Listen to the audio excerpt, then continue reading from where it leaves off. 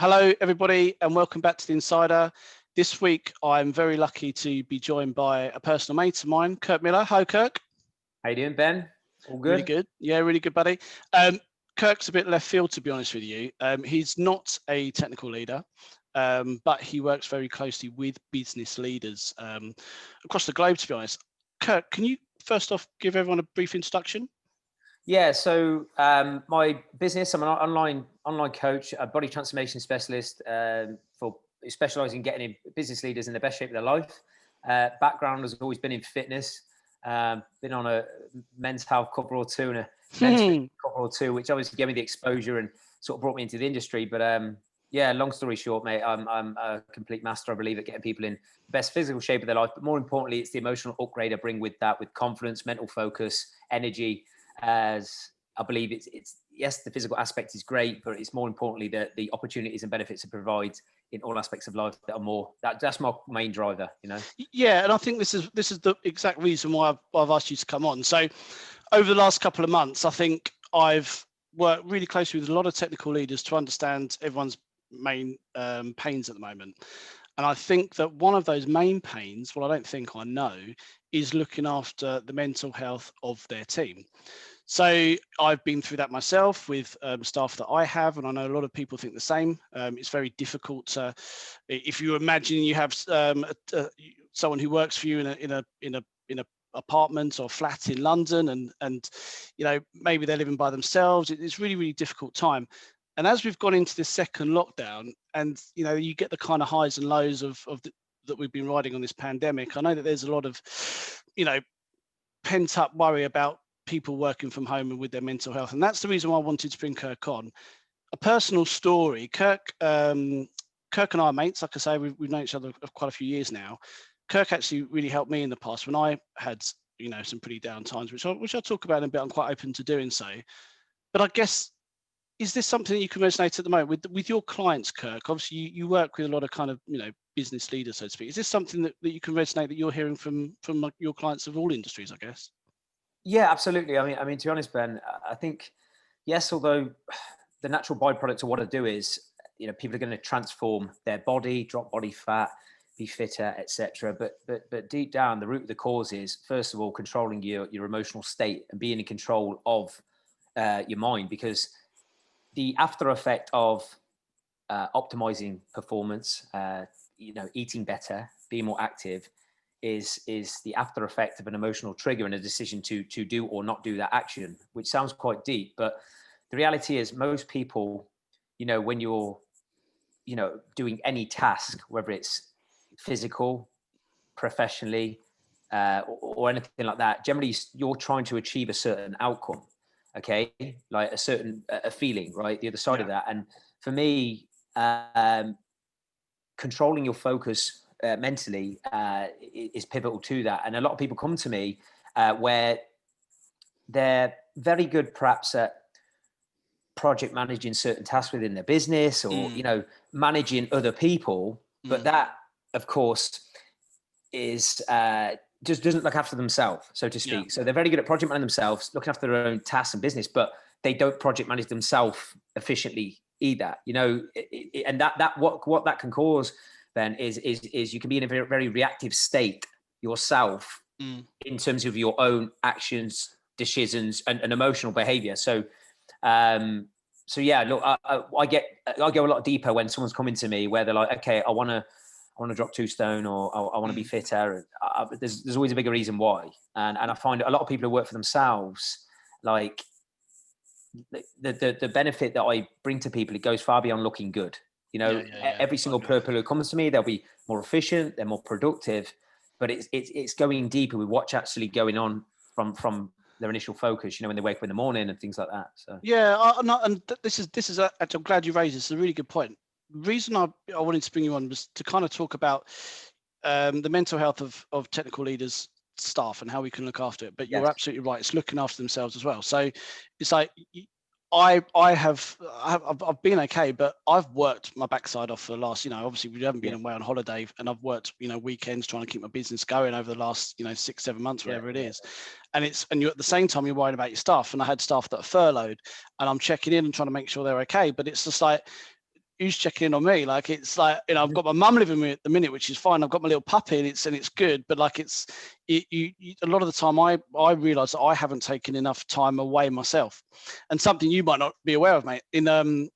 In lockdown, because when the gym's shut, I got into cycling, right? So, you know, quite a few of my mates, and they've all been cyclists for years, and I was like, oh, no, you know, what's all this cycle about? I hated it on Sunday mornings. Like, you know, when you get stuck behind a cyclist, it's like, oh, come on. I'm one of those cyclists now. Like, I've never appreciated, you know, the area that I live in as well, East Grinstead, really well. We're right in the Ashdown Forest, and there's nothing better than jumping on the bike and getting away and riding around the forest and just clearing my head. Yeah. And it's something that I've had to learn to build into my day. So, for example, yesterday I had a really busy day, but I took an hour and a half, and I want to say it was between like 10:30 or 11 o'clock. It's like the middle of the morning, which is, you know, normally quite a very busy time for me, but making sure I took that time aside to actually get out my bike, clear my head, get some fresh air. Before I came back, when I came back to work, I was more productive. Do you see what I mean? Yeah, no, exactly that. And I think I say it as bluntly as this to sort of anyone I work with, and I think this applies to anyone.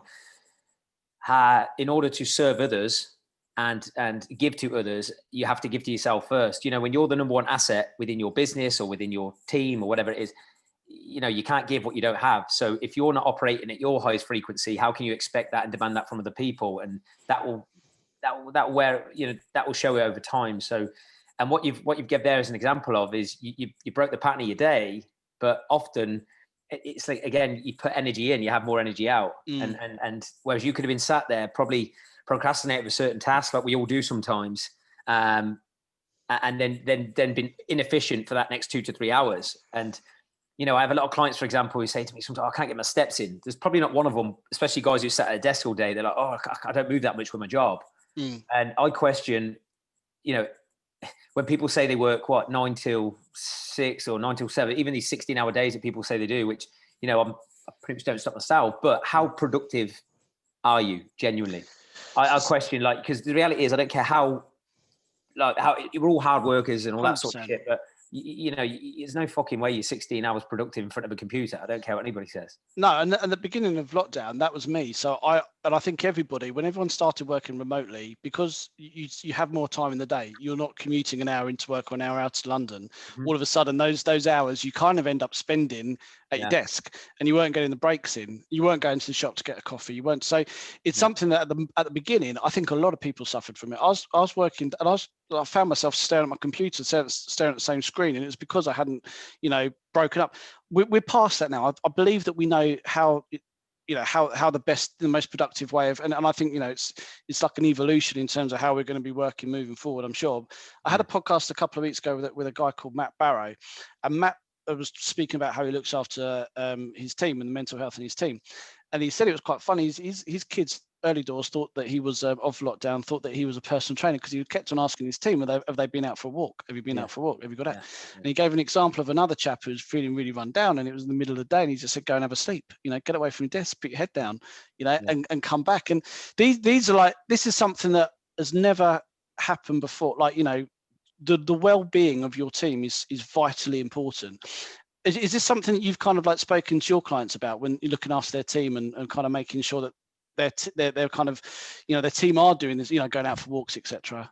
Yeah. Because again, it boils down to what I said sort of pretty much at the start, Ben, is, you know, you have to do the things that look after your emotional state. And there's so many things you can do, of course. You know, you can walk, you can meditate, journal, exercise, of course. And the reality is, because obviously everyone's been sort of thrown off, especially at the start of lockdown, and now we're obviously into a second one, you need to create some form of new routine, which obviously prioritizes your work, you know, productivity, etc., but also looks after your head and your health in the process. And it's just about creating a new routine. But ultimately, I think the key thing to sort of assess within yourself is, over the course of a day, if you find yourself being agitated or stressed, or take a moment to analyze your body language and what you're actually focusing on in that moment. Because quite often, you know, when we're stressed and we're tense and we just concentration lapsing, that's usually a cue to change your emotional state in some way. And we can do that by multiple things, you know, like in that moment when we are being inefficient or we're not being as productive as what we do we think we want to be, sorry, you've got a few different options. You have to completely change your focus of what you're doing. Secondly, you need to affect the way you stand and the way you move. Look at your body language when you're all stressed. We generally tense, and the neck starts tensing up and all that stuff. So even something as stupid as standing up, moving your body around and going for a 2-minute walk. And then language as well. I think you'll be very careful the words you say to yourself, when we are in lockdown and you're trying to manage teams, and especially if you're the leader of a ship or you're managing teams. One thing my guys are very, very good at now, in relation to their own businesses is, realizing the impact looking after their physical shape and health has had on them. They're leading the way for people in their team. It's as simple as that. Guarding your emotional state, though, is without doubt the number one thing you need to do.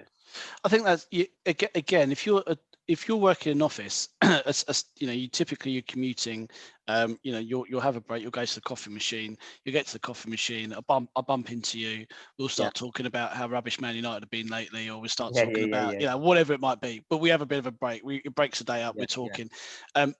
Equally, I can see, if I was the manager, I can see, two people chatting at the coffee machine. I can see if someone's a little bit down because it's in the office. If someone's particularly quiet today, I can tell. Then you might drag them in the room and say, hey, is everything okay? We can't do that when we're working remotely. So I feel like that moving forward, part of a leadership, a leader has to be thinking of innovative ways to look after their team's mental health. And I would go as far as to start saying, have you been out today? What are you eating? And that to me seems, because I think the food that you're eating has a big effect on your day as well. I'm sure you can carry on this, but it seems, and it's a completely new world we know, but for a leader to have to think about this, it's a big responsibility. But I think it's important that they're asking these kind of questions. Don't you agree? Yeah, absolutely.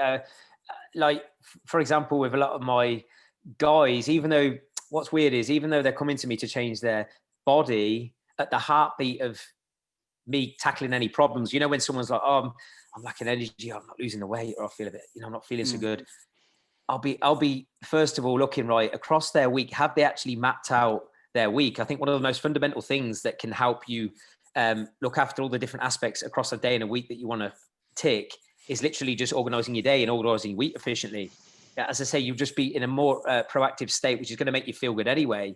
But also, if we're really going to dig deep on this in terms of, right, how are we trying to stay more focused and obviously look after our mindset in a positive way, I think the more you can just go to the root cause of like mapping out your week and going, right, when am I most productive? And I'm a big believer when you're mapping out your week and things like that is doing the hardest thing first, doing your hardest task first, eat the biggest frog first, so to speak. And it's like, so when you're mapping out your week, ask yourself these things, have you mapped out exactly when you work? Have you mapped out, when you're going to go for your walks? Have you mapped out, if you are going to do some exercise, when have you mapped out your exercise? Have you mapped out when you're going to either go to the shop or order the food in, or just so you're in control of the food you put in your mouth? So what I'm trying to say there, mate, is if you have sort of mapped that out, and I'll go very deep with this, because even though it takes me half an hour to an hour, Ben, and obviously a lot of my guys who are flying just now, they do exactly the same. When you're mapping out your week that methodically of personal time, training time, business time, you're taking control of everything that's in your control. And yes, of course, life throws us curveballs even there, but you are literally in control of your emotional state. Whereas if you're getting up and you're looking at the news, or you've got no thought process of when you're going for a walk, you've got no thought process of, I've got work today, I've got some tasks, there's no structure. And do you know what I mean? I love that, mate. I love that, mate, because technically, I relate to this into my world and my listeners' world.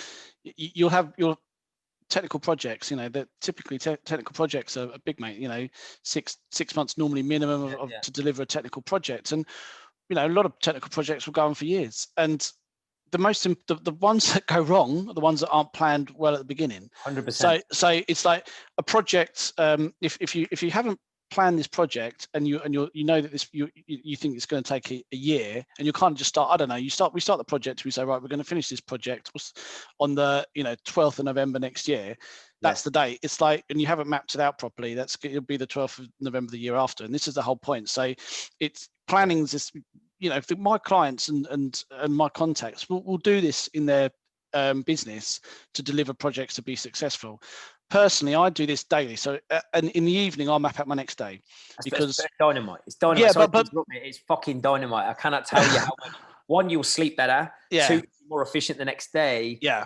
And maybe this is tying into what you just say. How many times? And there's no judgment on this because I used to be yeah. It used to be horrendous. You've got a to-do list, right? Yeah. And it never gets done, and then you feel like shit at the end of the day because you've not done it. Yeah. Right. Whereas it's I live off to-do lists, and the thing is, it's because you talk about planning the week. The weeks always, I can't do weeks because I get probably too many curveballs, but I can always plan the next day. And that will Kurt, that will be like yesterday. What's the weather like? Is it? 'Cause it's been bloody raining. Oh, it's going to be sunny in that little window. I'm out on my bike. Yeah. And as far as that's how meticulous I get with the plan. Right, these calls can work around that. And you have your to-do list of things, and I think you're right. You kind of eat the biggest frog, so to speak, at the early on. But I think that planning is essential. But I think planning in terms of, again, from what you're eating to how you're working out to everything. I want to tell a story. So almost 3 years ago now.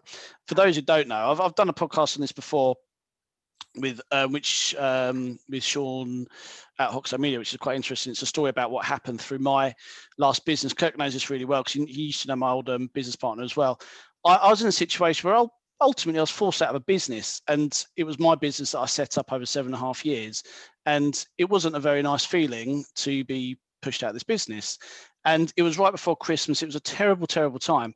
And it was the lowest I've ever been in my life. And at these times, you remember the people that were really there for you. So I've got some amazingly close friends who are fantastic. And you were one of them, Kirk. So the one thing I remember when I spoke to you, you started asking me, and for those, again, I was living alone by myself at the time in quite a big house, just rattling around by myself. I was drinking a bottle of wine a night. I couldn't sleep. I was getting sleep about 3:30, 4 o'clock.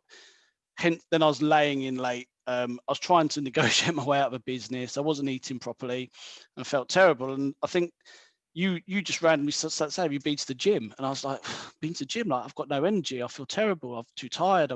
And I remember you saying to me, "Just go to the gym, walk around it once, and come out. Just go to the gym, get yourself in the habit." The habit. Yeah. And it was, and I thought you're mad. And I think I went to the gym. And I think I did a workout with probably like 2 kg dumbbells or whatever it was. I was just trying to get through this workout. And then literally that was it. Then I started going on this, like it started to snowball. I started getting the habit. I started going to the gym. Then you start saying to me, "What are you eating today?" I'm like, "What, my mum?" But it was true. I was eating shit. I was getting takeaway food. I was feeling terrible. Changed my diet, got into habits. And do you remember when it was in that January, because this all happened kind of late December, in that January when I came and stayed when you were living in London Bridge at Jeremy's house. And it was like, I went round and we had like a healthy meal, and then we had like a decent chat about it, and it really helped. But what I'm saying is it went a lot further than I was suffering from mental health problems, and I was in a terrible state, and I had a lot of people who were really concerned for me and asking how I was. But I'm quite a proud person, I didn't want to talk about it as much. But from going down the angle of, I like to work out, I like to keep fit, then it was a case of, are you eating, you in habits? And it got me through it. And that helped me towards the end of that month negotiate myself out of that business and come out of it ultimately a lot better. But I was in a hole and I had to dig myself out of it. And it was that different mindset of fitness and health and nutrition that really helped me. And this is why I wanted to get you on, because I think it's an important message for everybody else who might be feeling low at the moment. There's a lot more to just kind of saying, "Are you okay?" Yeah, it's not. And that's what I try and say to everybody. Like, even though, of course, like the natural byproduct, you work with me, I'll get you in the best physical shape of your life aesthetically, but it's not about that. It's about living with, and I believe life is living with energy. Like when you're living with more energy and you're in control of your emotional management, you'll make better decisions. You'll think better. You'll be less reactive with decisions, especially whether it's in business or it might be a tedious task at work. You'll just think sharper. And I think you're a prime example there. Probably a lot of people when they first come to me, Ben, where you just have to go back to basics with what you're actually focusing on. And I definitely think it starts from, the first thing you get up, first, what you do in the morning, because everybody's got like their preferred things that they like to do in the mornings. Like, to give you an idea, a few examples. So like that you could, for some people, if you find that in the morning, say in relation to exercise, that is, the longer the day goes on, you're less likely to exercise in the morning. Do you know what I mean? Go for your walk, get your training in. And if you find that say for me, for example, even though I train relatively early-ish, I know for me, because it's built into my DNA, I will train no matter what. But for me, me doing my journaling first thing in the morning, that literally 3 to 5 minutes of doing that, I know my focus and mindset for the rest of the day is I'm more likely to achieve success and happiness throughout the day, because I've done the one thing that is the catalyst to that. That's the foundation for my happiness. So I really advise anyone who's stuck, especially in the morning, right, go back to basics. Have a look at what you physically do in the first 1 to 3 hours of your day. Because if you're getting up eating shit, for example, or sugary food, you will 100%, be in a reactive state with your food. You'll crave sugar. Your blood sugar levels will be over the shop. You'll lose focus. You'll be erratic. You'll be moody. If you're putting on the news when you first go on, you've got negativity. You're absorbing external opinions. And so for me, you have to do the one thing in the morning like that is going to keep you focused in a good spot. Some people it's meditating, some people it's running, some people walking, some people training. But for me, do the thing that a couple of ways to look at it. One will maybe give you the most resistance the longer the day goes on, because we all know your willpower goes to shit the longer the day goes on, right? So if it's exercise, do that. For me, I want to do the hardest after the journaling. I want to do the hardest business task, because as that willpower goes to 5, 6, 7, 8 o'clock, I can procrastinate and fuck about and all that stuff. So do the thing like that literally, is going to give you the best opportunity of living that day with more energy, more focus, feeling better with your decisions. And just as you did, you went back to basics. And a lot of people, what they do, Ben, they go from 0 to 100 and it's unsustainable, and you're relying on borrowed willpower. Do you know what I mean? Willpower doesn't last. Whereas if you've got just a basic infrastructure of just getting some basic exercise in, basic steps, you can build momentum from there. And that's all that happened to you, Ben, was you just needed that, go back to basics with, right, okay, cool. When I feel at my absolute best as a human, as a businessman, what are the things that keep my head and focus happy? And you don't have to be a monk to do this. All my guys, they generally, we've been out, God knows how many beers over the years, and had a bit of shit at the weekend or the restaurants, whatever. But generally speaking, if a large proportion of your week you're doing the basics that keep your head happy, you mental health will be in a much better spot. Mental health. I know this sounds, of course, I know people have issues, but I generally think, like, in the world we live in now, with so many resources and so much information, that if you are choosing to continually suffer week to week, month to month, have a real brutal look within yourself. Okay, cool. What am I actually focusing on that's going to serve me and my head and my business, or whatever it is you want to sort of improve? Well, this is it. I think a lot of businesses now have somebody who, a people manager, a wellness, but I love, the reason why I got you on, mate, is because first of all, it's funny to hear you say procrastinate. It's a big word for you, mate. I know you said it twice on this podcast, which I think is great. But it's your energy and how enthusiastic you are about this, and it goes beyond being just a personal trainer. For the listeners who don't know, Kirk's literally, one of the best personal trainers in the country, and he's absolutely right. He'll get you in the shape of your life. He's incredible at what he does. But the reason is that you can see the bigger picture, and you can go back to the kind of mindset and the planning and where your head's at and everything like that. And I don't think that businesses, maybe that's one area that they can look at a little bit more in terms of the kind of personal training and health and fitness, and are you eating correct? Are you drinking enough water? These are things that maybe they can get into. Sorry to interrupt me. They're like the obvious ones. But if you look at it now, like, I don't coach anybody in the gym. It's all online, right? So give you an example, like, I could be training you, Ben, right, 7 times a week, every single day in the gym. But there's 23 hours outside of that gym that require attention that are going to really create change. Your habit behavior, your emotional control, stress management, your food and lifestyle choices, right?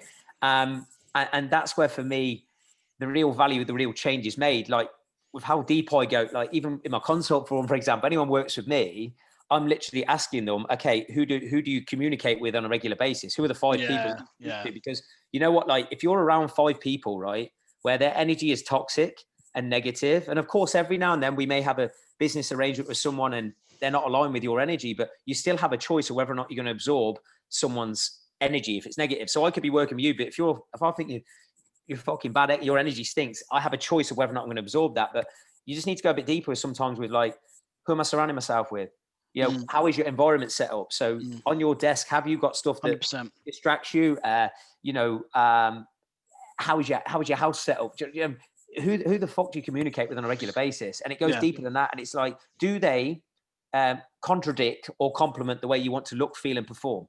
Yeah, I like that. And that's the root cause. It's as simple as that. Because, like, if who you know, there's a famous saying, "Who you around, you become."